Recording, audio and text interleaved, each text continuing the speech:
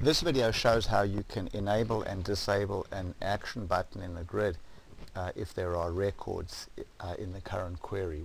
This is a pattern that is quite common. So you can see here that I have an action button in the grid toolbar here, and when I click the button it executes some JavaScript.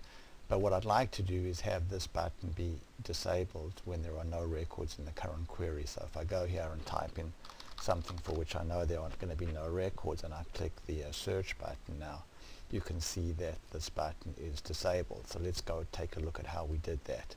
So I'm going to just make this a little bit smaller over here, and then go down to properties and look at my action button over here. So if I go edit that button, I'll see that the button has a has a client-side enabled expression, and the enabled expression is just a JavaScript function called hasData.